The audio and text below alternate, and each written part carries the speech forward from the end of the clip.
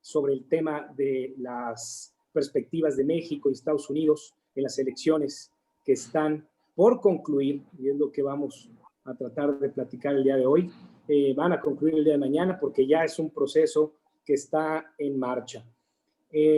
La perspectiva desde la cual me voy a permitir compartirles a ustedes estas reflexiones es la perspectiva de los negocios dentro de uno de los sectores más activos en el comercio internacional, que es el sector siderúrgico. Un sector que tiene amplia vinculación con la historia económica y la historia política de Monterrey, por supuesto, del país, y que en el mundo está jugando un papel central en la definición de los modelos de comercio internacional. Es una perspectiva basada en la experiencia cotidiana que enfrentamos en esta industria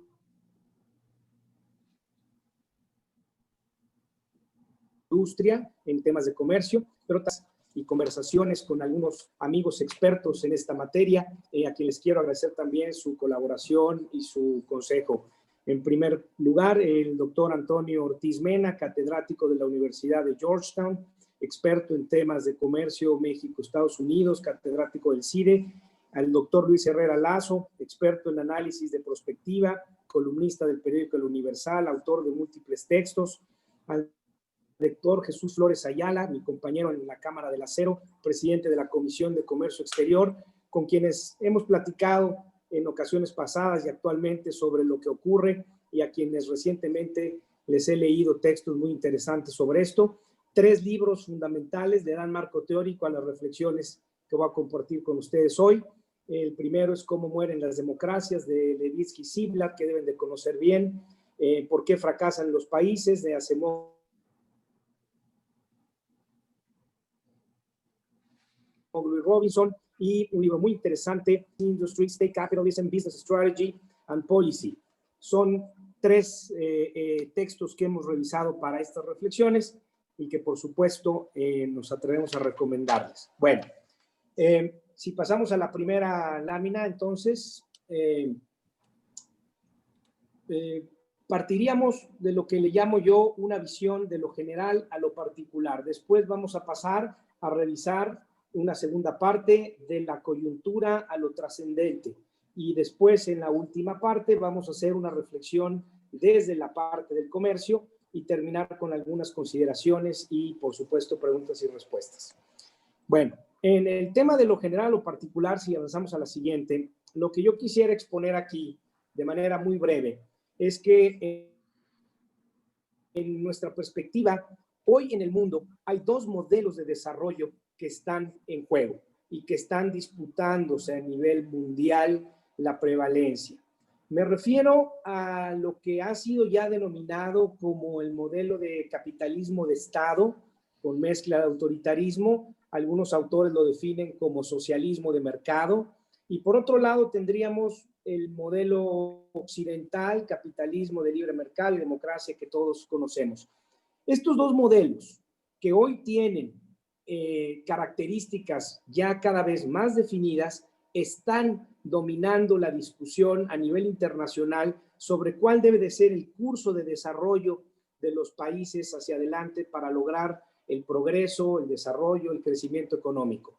Del lado del capitalismo de Estado, algunos de los rasgos más característicos, podríamos decir, es que el Estado es preeminente en la conducción económica, hay intervención en sectores y sobre todo en la definición de la estrategia económica de mediano y largo plazo, hay un consumo indiscriminado de recursos naturales,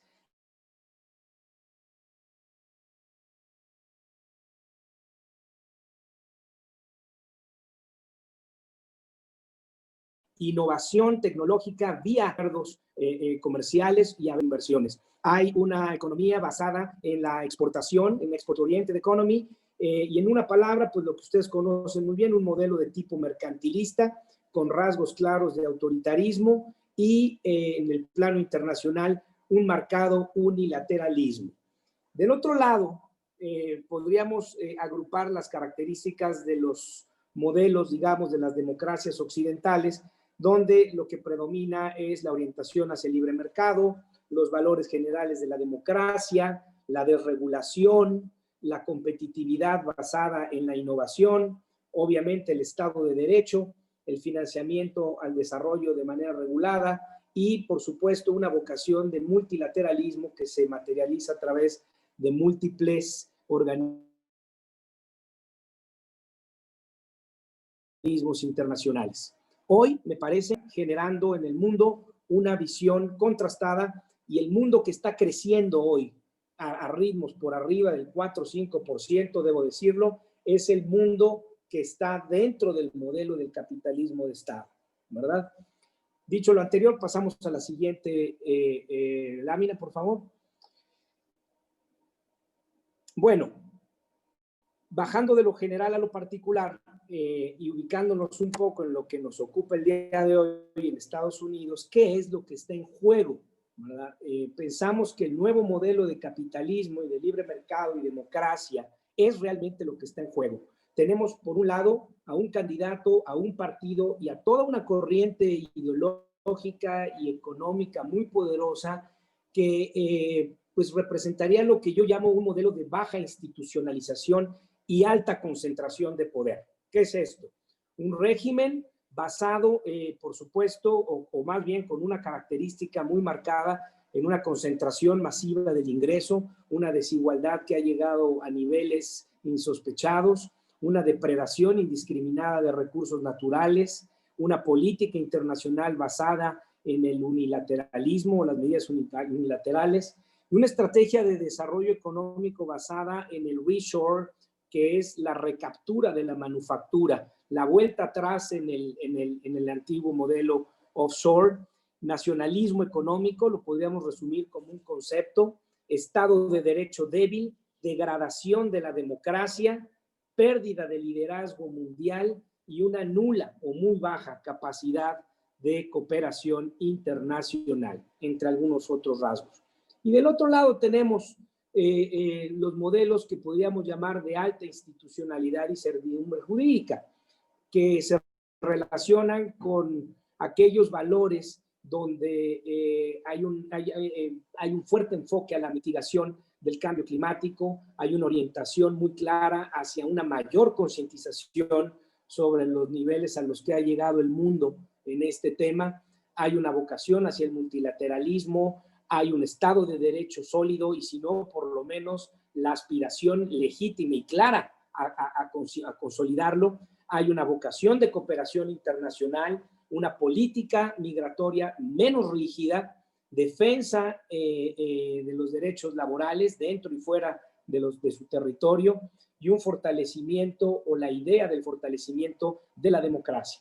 Sin embargo, hay dos características que le son común a ambos modelos en mi perspectiva. Y uno es el tema del nacionalismo económico y el otro es la estrategia del reshore de la manufactura, la recaptura de la manufactura a partir de incentivos, de políticas industriales muy bien dirigidas, ya no a favorecer a las empresas a que salgan a producir en lugares donde hay un low cost production model, sino más bien a recapturar toda esa inversión que se fue y que se busca sea generadora de empleo hacia adentro.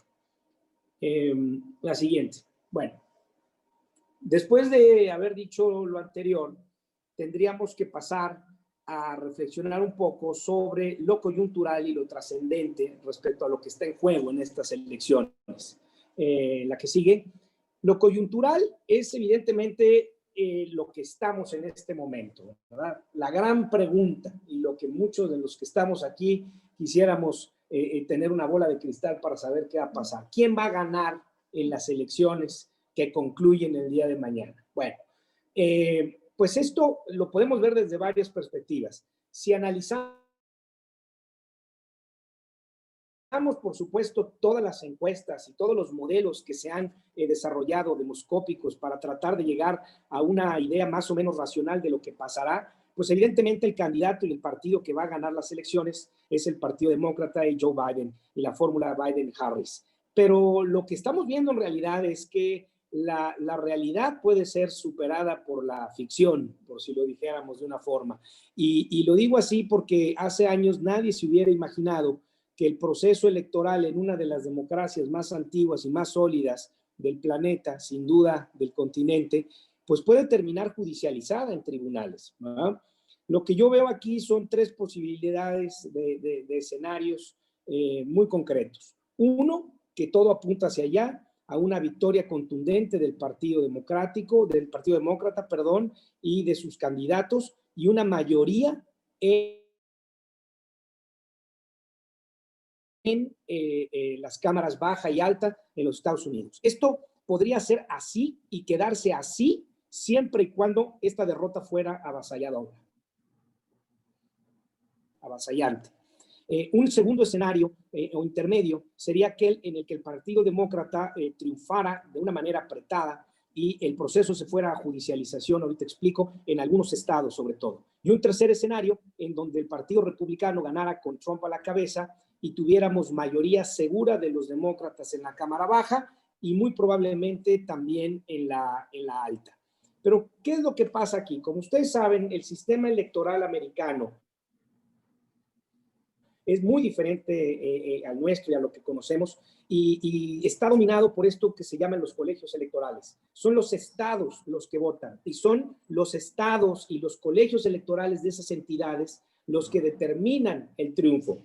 Entonces, tenemos estados muy importantes para esta elección, que son los estados donde está la industrialización mayor y donde el presidente Trump le ha apostado más. Estados como Wisconsin, como Pensilvania,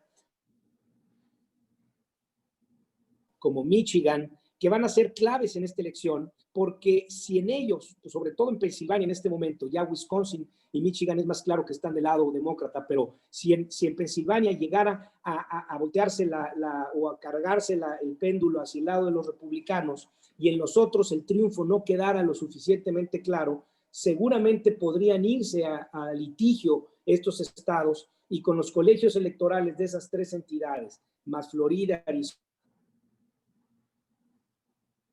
y Washington, el Partido Demócrata podría perder las elecciones, no obstante haber ganado la mayoría de votos. Por eso es que decimos que no hay nada resuelto todavía. Aunque todos los sondeos y todas las encuestas apuntan a que la victoria de los demócratas va a ser contundente, en los colegios electorales a lo mejor esto no resulta así. Y si el triunfo es apretado para los demócratas, seguramente el proceso se va a judicializar y va a terminar en un litigio donde estado por estado va a determinar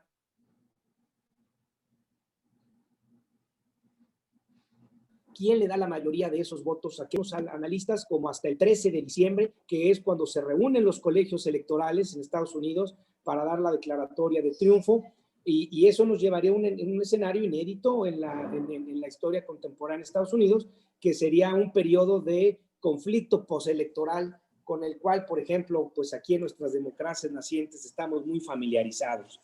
Esto es lo que puede ocurrir. Debemos de tener en cuenta que ya para este momento, ayer que trabajaba esta presentación, veíamos que eran más de 78 millones de votos que ya están en curso, en trayecto hacia ser contabilizados. Hoy me decían que ya son casi 90 millones de votos que se van a terminar de contabilizar en los próximos días. Aproximadamente podríamos decir que es el 60% de la votación total, y de ahí nos iríamos a una votación mañana aproximadamente del 40% restante del padrón. ¿Esto qué va a provocar?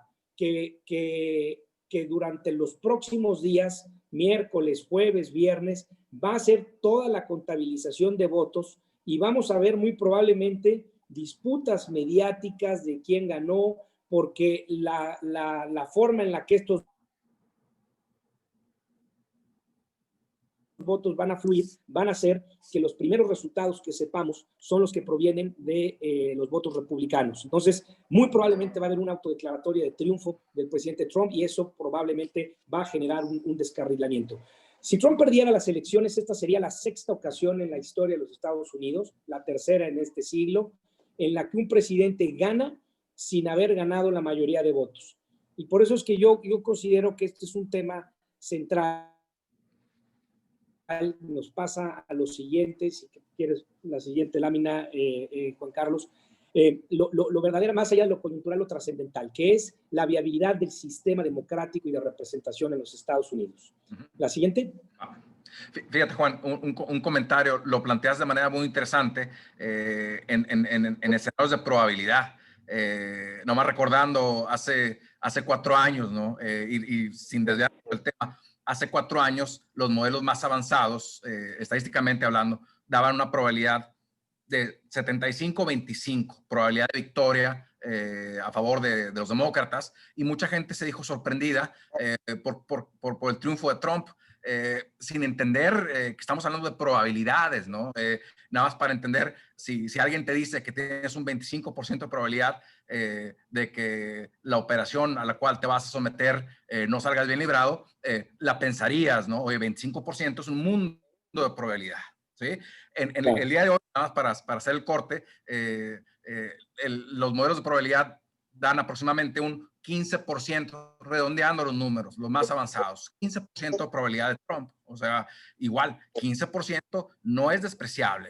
Entonces, Claro. ¿sería una sorpresa? Sí, pero como tú bien lo planteas, estamos en el mundo de lo posible. Así es. Y sobre todo entender que esas probabilidades derivan de la estructura del sistema electoral norteamericano, que como lo explicaba yo, está dominado por los colegios electorales y permiten esta contradicción que es mayoría de votos a un partido y mayoría de colegios a otro partido, ¿verdad? Y ahí es donde por eso decimos que el tema central de la batalla la va a definir 4 o 5 estados, algunos analistas dicen 6. Yo creo que ya a estas alturas la elección la va a clarificar lo que ocurre en Pensilvania y en Florida, que están en el aire. Pero bueno, ¿y por qué pasamos de lo coyuntural a lo trascendental? ¿A qué nos referimos con esto? Más allá de quién gane en las elecciones de este mes en los Estados Unidos, lo que pensamos nosotros es que en el fondo lo que está aquí de por medio es la viabilidad del sistema representativo y de la democracia. Y por eso hacía yo la cita del texto interesantísimo de Levitsky y Ziblatt, que si no lo han leído se los recomiendo, donde se hace una experta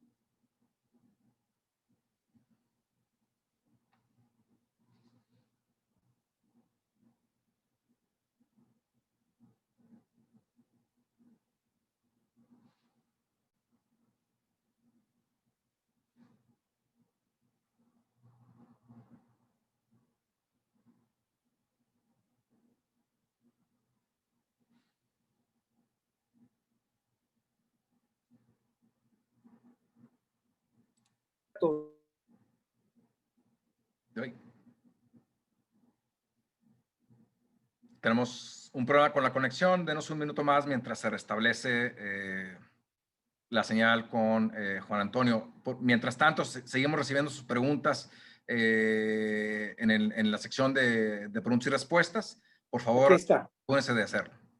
Gracias. Bien. Juan. Perdón, me sacó, ya regresamos. Bueno, hablamos de legitimidad y legalidad, que son cosas distintas. La legitimidad está en cuestión por esta dicotomía que hay de mayoría de votantes y minoría de colegios. La polarización social y las desigualdades en Estados Unidos han llevado a la situación a riesgos de beligerancia. Me reportaban hace unos momentos que ya el primer cuadro de Washington, D.C. está acordonado.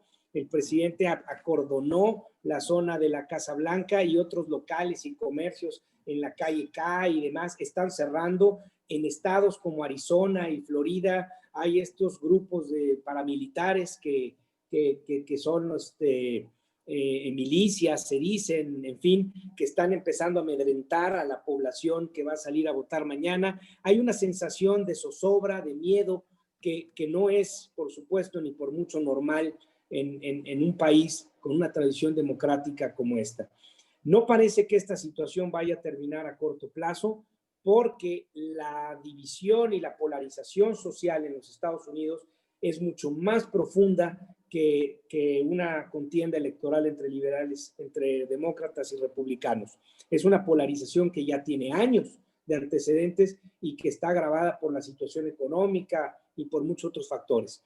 Empieza a trascender el nacionalismo económico independientemente de la inclinación política. ¿Esto qué es? Observamos tanto en el Partido Republicano como Demócrata fuertes tensiones proteccionistas o tendencias proteccionistas que van a seguir tensando las relaciones a nivel mundial. La democracia y la economía de mercado de mayor reputación en el mundo es hoy señalada en diversos foros multilaterales como los principales o el principal adalid del proteccionismo a nivel global. Esto es una paradoja, ¿verdad? Que está sentada y que trasciende las diferencias entre partidos. El papel de los Estados Unidos como líder mundial frente al cambio climático es otra de las cosas determinantes que estarán a disputa en estas elecciones. Es claro que si Donald Trump repite un segundo periodo, el consumo y la política energética orientada hacia el consumo de fósiles va a seguir adelante y la batalla por el cambio climático se mantendrá en un standstill, si no es que seguiremos retrocediendo en ello. Y aquí sí hay una diferencia fundamental respecto a lo que representaría Joe Biden en términos de política climática, de cambio climático. Y esto nos lleva a una situación muy delicada para México, que es la presión que seguramente habrá para generar un cambio en la política energética en nuestro país. Si se refrenda el triunfo de Biden, como lo apuntan todas las encuestas hasta el día de hoy, la vocación del Partido Demócrata obligará al presidente de Estados Unidos a exigirle a sus socios comerciales cambios importantes en la reducción de emisiones, cambios importantes en la política energética. Y pareciera que este puede ser uno de los puntos de mayor tensión en las relaciones entre nuestros países, ¿verdad? La que sigue.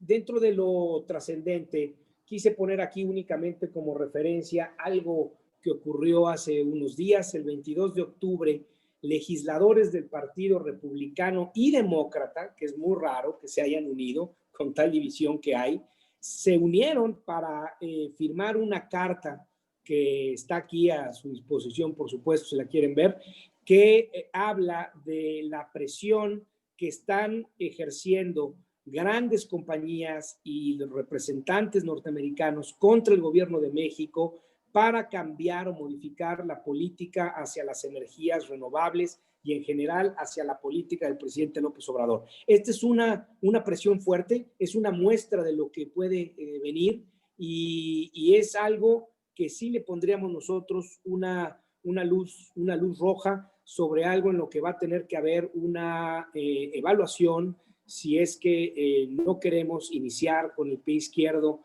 la relación con nuestro principal socio comercial. La que sigue.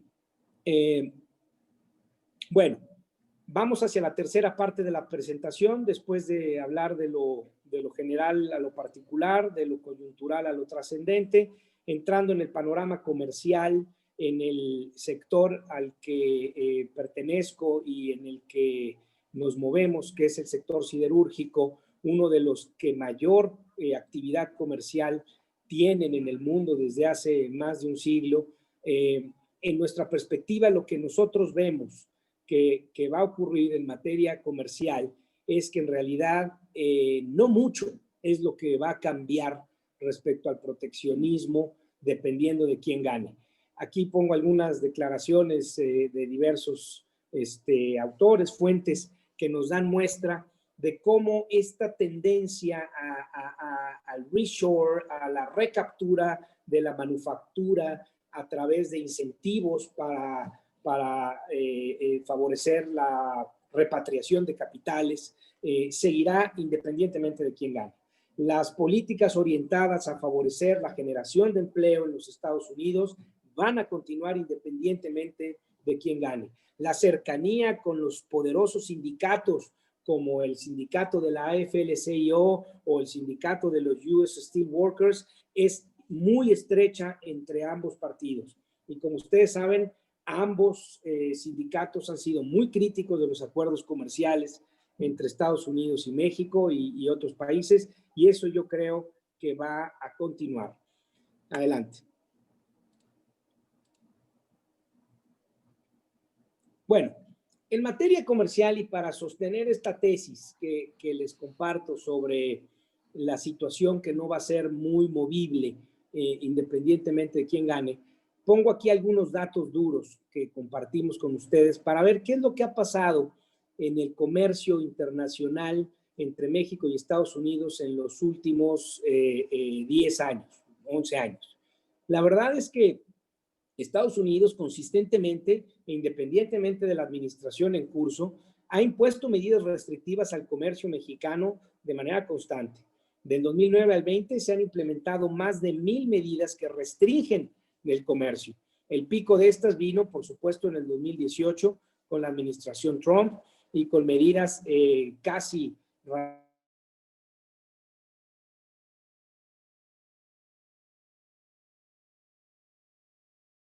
para imponer medidas comerciales, como le ocurrió al acero y al aluminio con la llamada medida 232.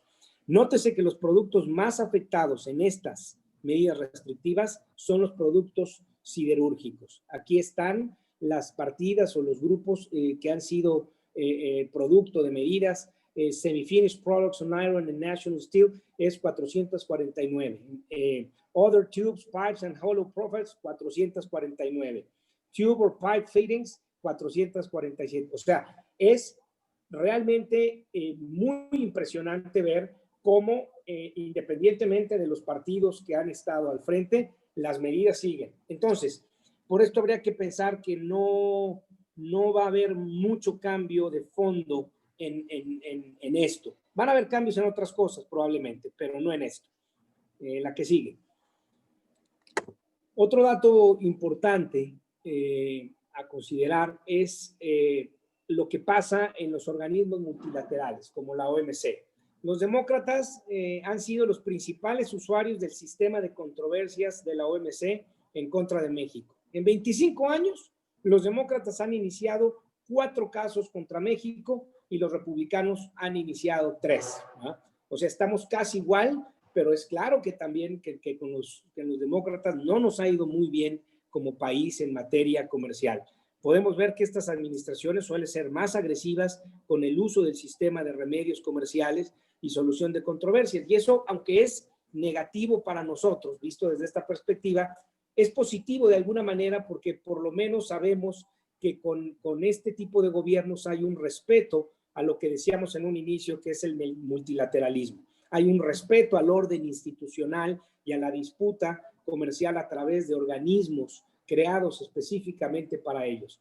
Recordar que en esta administración el presidente Trump ha bloqueado prácticamente el nombramiento de los funcionarios del órgano de apelación de la OMC, con lo cual está paralizada y nulificada la actuación de este importante organismo a nivel comercial. Se esperaría que alguno de los cambios en ese sentido, si bien no el número de disputas, ni mucho menos, sea un mayor respeto al funcionamiento de este andamiaje institucional a nivel internacional para resolver disputas.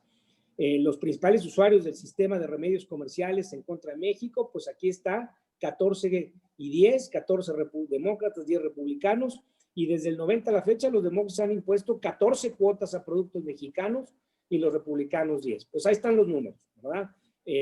Son más o menos iguales, pero pues sí con un desliz hacia una mayor actividad restrictiva o proteccionista, si se quiere, de parte de los gobiernos demócratas. Adelante. Nos vamos acercando ya al final de esta tercera parte. Vamos en tiempo. Vamos muy bien. ¿Vamos bien?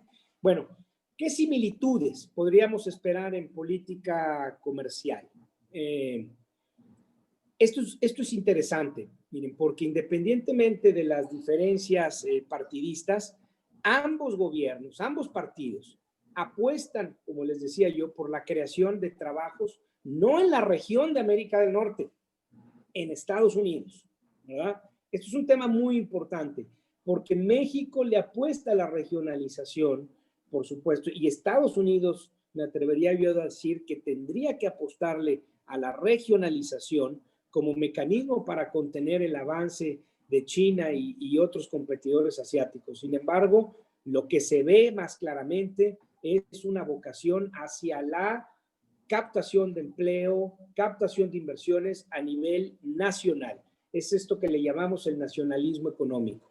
No se firmarán nuevos tratados de libre comercio que no se perciban como claramente ventajosos para Estados Unidos y que cuiden que otros países cumplan con sus obligaciones ambientales. Este es un tema súper delicado porque, como ustedes sabrán, el nuevo tratado comercial tiene disciplinas en materia laboral y en materia ambiental que no tenía el tratado anterior. ¿Esto qué quiere decir? Que hoy hay elementos que obligan al gobierno mexicano, derivados de este tratado, a tener un estricto cumplimiento de sus obligaciones en materia laboral y ambiental. Es decir, que nuestros socios comerciales, conscientes de que el enforcement de la ley, el cumplimiento de la ley en México, pues no es precisamente una de nuestras características políticas, ponen una cláusula muy fuerte para que si México no cumple cabalmente con sus leyes, hayan paneles internacionales que nos obliguen a cumplirlo y si no, bloqueo a las exportaciones de los países. Tanto Trump como Biden, y específicamente Biden en días recientes, incluso habló de la posibilidad de imponer aranceles o impuestos compensatorios a las exportaciones de países que produzcan en condiciones de alta contaminación. Eso puede ser un riesgo no solo para el país, sino, bueno, específico para empresas y sectores de altísimo grado de preocupación.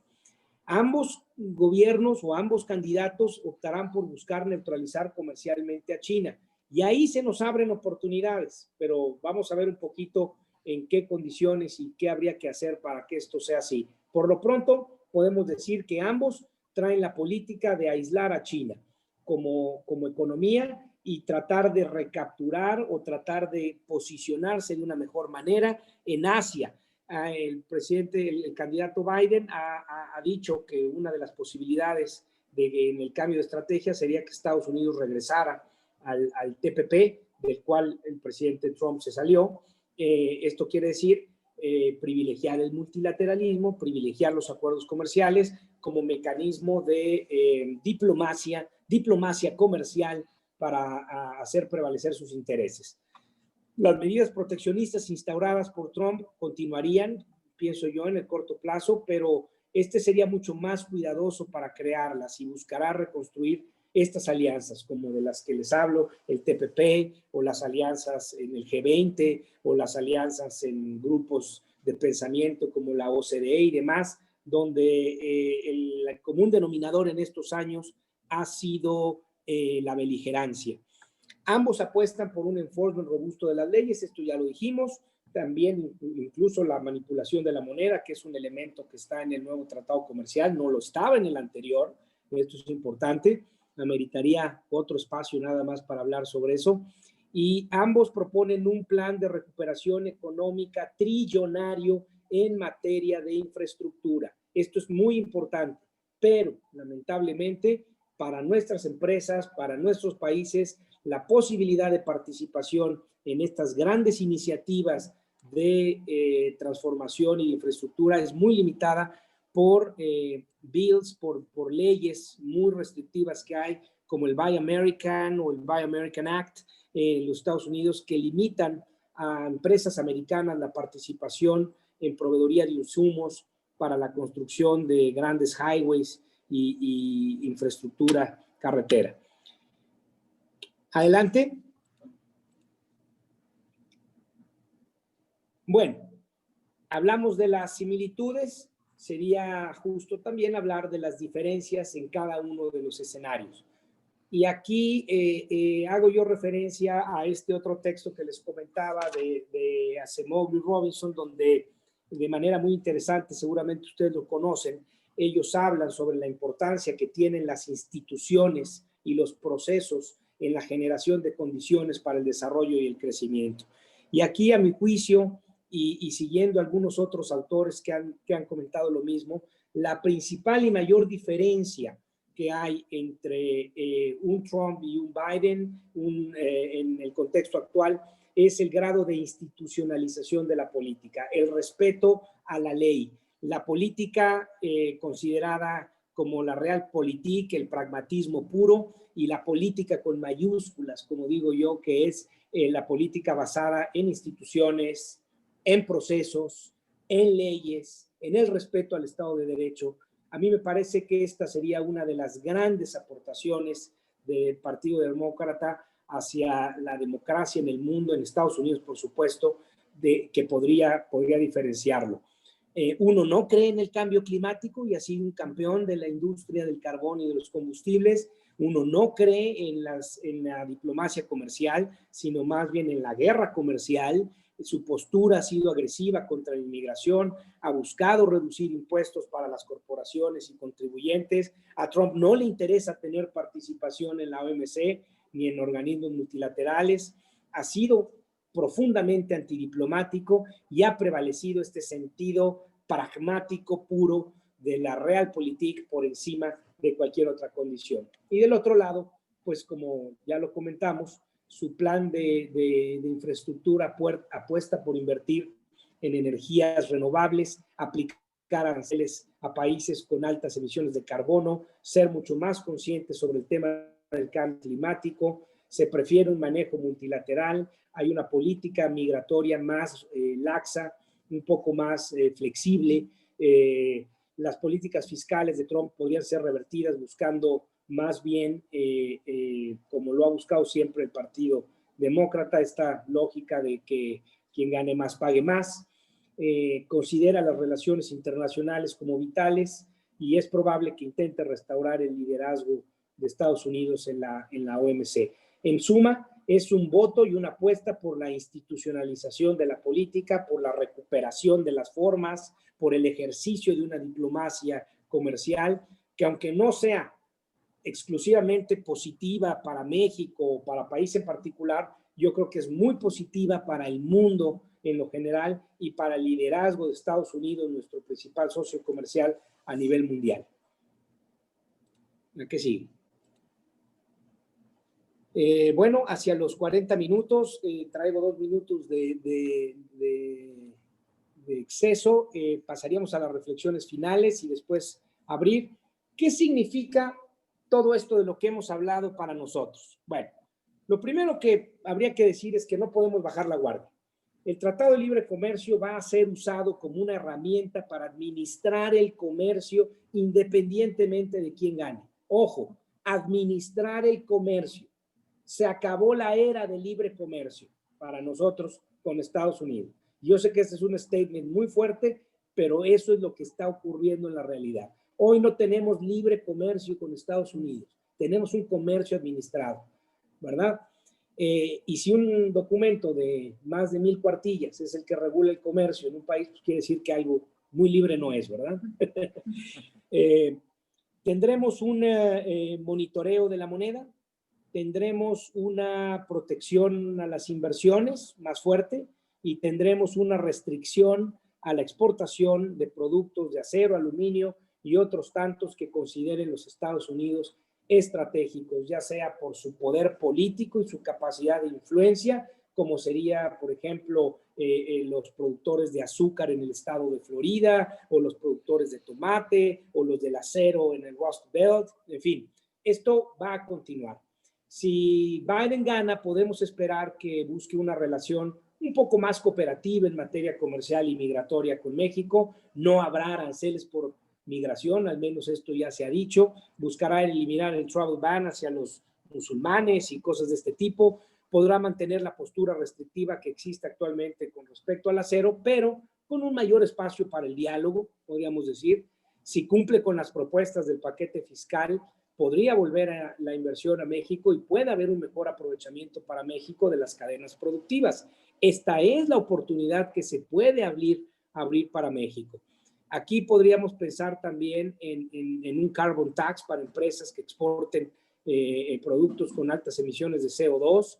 Y bueno, pues si Trump gana es muy clara, dominará la incertidumbre en condiciones migratorias y comerciales, se mantendrá la posición agresiva contra del acero y otros productos estratégicos y habrá un abuso del sistema de paneles TEMEC, que ya hablamos, que son estos paneles nuevos en materia ambiental y comercial. Y finalmente, pues podríamos decir, Juan Carlos, a nivel de conclusiones, en la última lámina,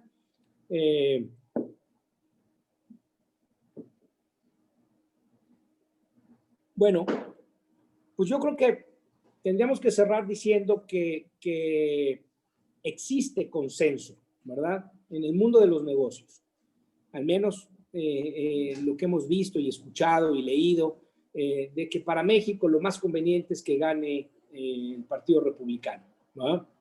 Esto se debe a la fuerte interacción de negocios mexicanos con empresas norteamericanas que son mayoritariamente de orientación republicana y por los datos que ya les comenté yo hace unos momentos de cómo se dan las interacciones comerciales entre nuestros países con ambos partidos. Sin embargo, hay un peligro en que este sea el segundo término de Trump en la Casa Blanca. Normalmente, y esto es algo que hay que tener en cuenta, durante el primer periodo, la política presidencial suele ser moderada con la reelección en mente. O sea, el incentivo de la reelección mantiene cierta moderación. Al no haber el incentivo de la reelección, las decisiones se podrían volver mucho más extremas y mucho más erráticas. La política energética del presidente López Obrador se va a ver fuertemente cuestionada si gana Biden.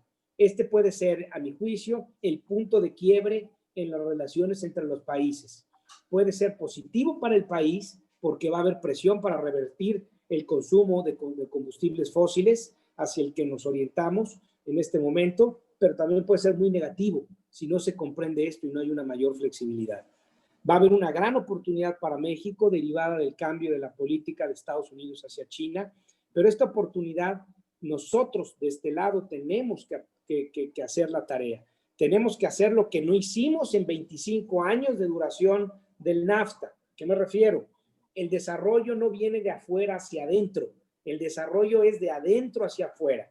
Y lo que México no haga para reestructurar sus cadenas productivas, para revigorizar su capacidad de producción, para generar un mayor valor agregado en sus exportaciones, para hacer mayor innovación y mayor desarrollo tecnológico, insertarnos de mejor manera a esas cadenas que van a quedar rotas con la disputa con China. Si nosotros no hacemos eso, pues ahora será otro país el que gane ese mercado, como hace 25 o 30 años nos lo ganó China, pues a lo mejor ahora pues será Corea o será Vietnam o no lo sé, será algún otro, pero la oportunidad se nos habrá pasado.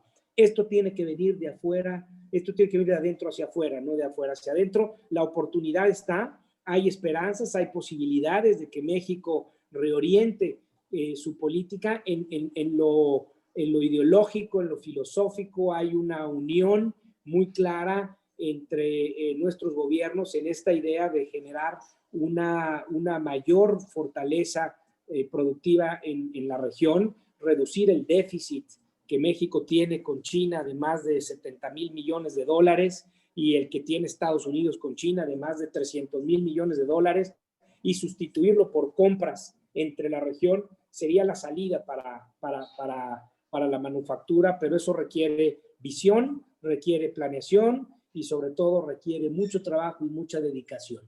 Eso es lo que podríamos nosotros aportarles.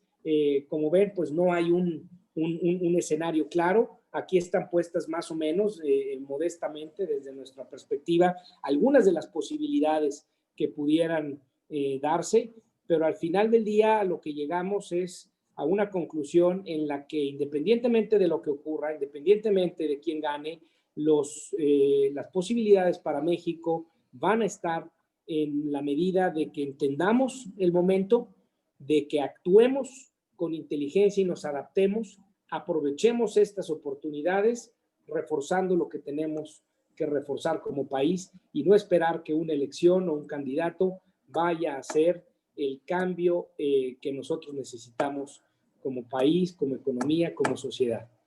Y pues muchas gracias. Estoy atento para lo que pudiera haber de comentarios o preguntas que el tiempo nos permita. Gracias, Juan Carlos. Gracias a todos. No, muchísimas gracias, Juan Antonio. La verdad, esta conclusión que nos das al final creo que nos regresa la responsabilidad a nosotros, los tomadores de decisiones, ¿no? Que eventualmente sí hay que hacer la tarea, hay que hacer el escaneo, hay que ver qué está sucediendo allá afuera, pero después de todo eso, hay que regresar a trabajar. El pensar que una solución viene desde fuera, por más grande que sea tu socio comercial, ya tiene que ser un modelo obsoleto. Tenemos que asumir nuestra responsabilidad, lo que nos toca. Entonces, muchas gracias por tu plática. Hay, la verdad, muchas preguntas muy interesantes. Bruno va a tratar de ayudarnos a desfogarlas en los 10 minutos que nos quedan. A todos los que participaron en sección de preguntas y respuestas, muchísimas gracias. Trataremos de responder lo más que podamos. Bruno, adelante, por favor. Sí, por supuesto. Aquí en la sección de preguntas y respuestas, la primera que vamos a responder es una de Carlos Saucedo. Creo que a México le conviene que gane Trump debido al actual TMEC. Pero si Biden gana, ¿se esperarían cambios en el TMEC debido a la no aceptación de la posible vicepresidenta Harris? Es la pregunta de Carlos. Pero si Biden gana, ¿qué? No entendí bien la parte final de la pregunta. Sí, es que si Biden gana, ¿se esperarían cambios en el TMEC debido a la no aceptación de la posible vicepresidenta Harris? Se cortó, perdóname nuevamente, se cortó no te escuché. Sí, no, perdón. ¿Se esperarían cambios en el TMEC debido a la no aceptación de la vicepresidenta Harris? No. Yo creo que los principales cambios que pudieran venir para el caso del TMEC en un eventual triunfo del Partido Demócrata van a venir sobre todo por una mayor presión en los temas laborales y en los temas ambientales que por muchos años han sido la bandera fundamental del Partido Demócrata en las relaciones comerciales. Ciertamente no votaron a favor del tratado, pero yo lo que preveo aquí, más que un retiro del tratado como tal, es una mayor presión hacia México para el cumplimiento de las leyes en materia ambiental y en materia laboral. Y algo muy importante en materia laboral, algo que sí podemos esperar del Partido Demócrata y de un eventual triunfo de ellos. Recordar que México comprometió una cantidad muy importante de recursos económicos para materializar la reforma laboral. Esto quiere decir, se comprometieron cuantiosos recursos para la creación de los nuevos tribunales que van a normar las relaciones laborales, y todos sabemos la contracción económica por la que estamos pasando, la astringencia presupuestal del gobierno, y si aquí se privilegian otras cosas y no se invierte lo que se comprometió que se iba a invertir en esa reforma, ahí sí pueden haber problemas, ¿verdad? Sí, por supuesto. Aquí otra pregunta de Mauricio Guerra es, ¿cómo ves la sección 232 hacia adelante, ya sea con Trump o con Biden? ¿Algún riesgo para el sector siderúrgico? Bien, yo creo que la sección 232 como quiera va a quedar. Veo muy difícil que el presidente Trump, por supuesto, si se reelige, la vaya a mover. Al contrario, ¿verdad? Yo creo que se puede hacer aún más amplia, más restrictiva, y no veo una posibilidad de que el Partido Demócrata se vaya a echar para atrás, sobre todo si recibe finalmente el apoyo de estos estados que comentábamos en un principio, que son estratégicos para la elección y donde están asentadas las principales siderúrgicas.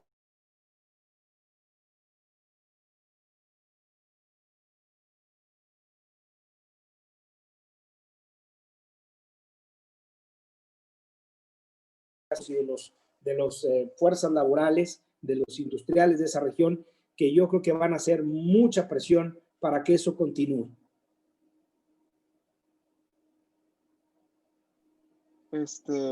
También otra pregunta por parte de Gerardo Rivera. Él pregunta que si pudieras mencionar más del modelo asiático. Corea del Sur como buen ejemplo, pero tu opinión de la guerra comercial entre Estados Unidos y China. ¿Consideras que podríamos capitalizar algo gracias al TMEC con nuestro actual gobierno de México? Claro, esa es prácticamente la reflexión final. El modelo de desarrollo chino, que está perfectamente explicado en este libro que les cité en un principio, Subsidies to Chinese Industry and State Capitalism, explica con toda claridad cómo los sectores estratégicos para los chinos, como sería el acero, el cemento, el aluminio en un principio, ya ahora es high-tech, todo lo que tiene que ver con robótica, aeronáutica y demás, reciben cantidades monstruosas de subsidios para poder generar tecnología más desarrollada. Esta estrategia, digamos, centralmente planificada, orientada hacia el desarrollo, va a continuar en China. Pero el problema es que para que esto funcione, ellos han logrado y tendrían que mantener encadenadas su producción, tendrían que mantener vivas las cadenas que se han formado a lo largo de estos 25, 30 años. Y lo que está en juego en este momento es ese desmantelamiento de cadenas productivas globales y el paso de las cadenas globales a las cadenas regionales.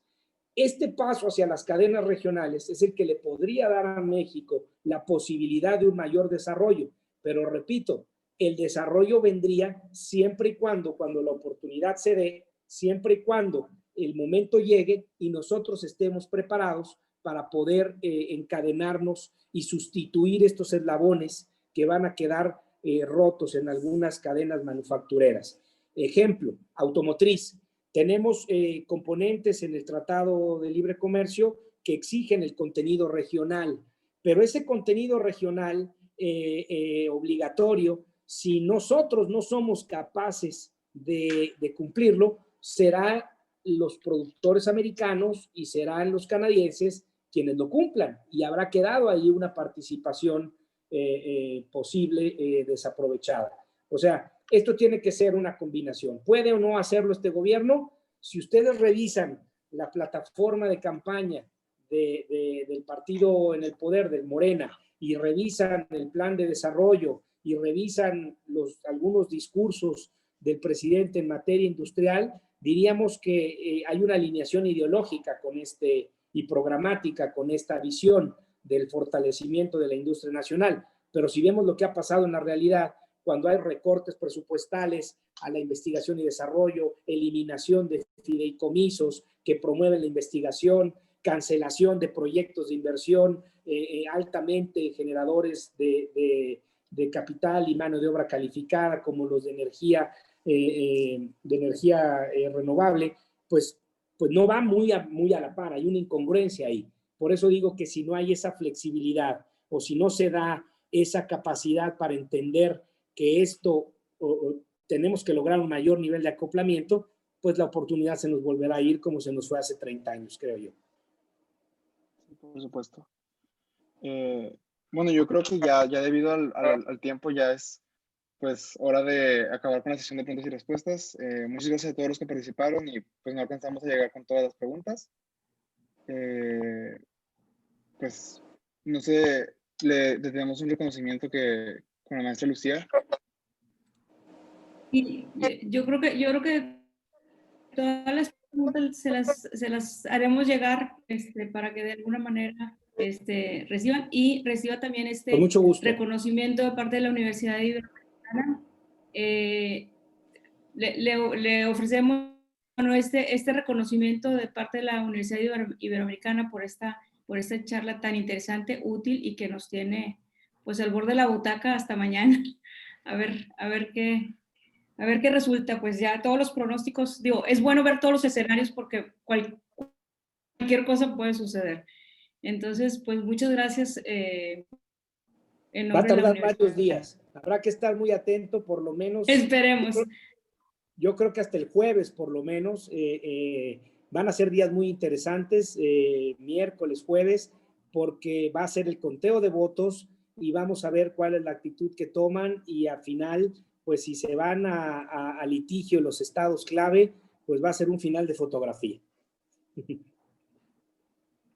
Pues vamos viendo. De todas maneras, pues muy enriquecedor estas dos visiones y bueno, pues sí, ojalá que gane Biden. Juan Carlos, te doy la palabra. Muchas gracias. Muy bien. Perfecto. Pues muchísimas gracias, Juan, por compartir todo tu conocimiento y experiencia con nosotros. A nombre de la Ibero y del programa de Alta Dirección, te agradecemos profundamente esta charla. Te haremos llegar este reconocimiento por participar con nosotros y te recordamos que tienes la puerta abierta para regresar a hablar de estos temas tan interesantes que son de vital importancia para nuestro entorno, nuestra comunidad. Entonces, muchísimas gracias a todos los asistentes que estuvieron muy activos, tanto en el chat como en la sección de preguntas y respuestas. Les estaremos compartiendo futuras pláticas relacionadas con nuestro programa de alta dirección y les pedimos estar atentos al calendario. Si no hay nada más, gracias a todos por su tiempo. Juan, de nueva cuenta, un honor y un gusto trabajar contigo. Lucy, muchas gracias por estar con nosotros. Y Bruno, muchas gracias por coordinar este webinario. Claro que sí, les dejamos la presentación, la bibliografía y, por supuesto, preguntas y respuestas. Haremos lo posible si nos hacen llegar por atenderlas. Gracias. Hasta luego. Gracias. Gracias. Gracias a todos.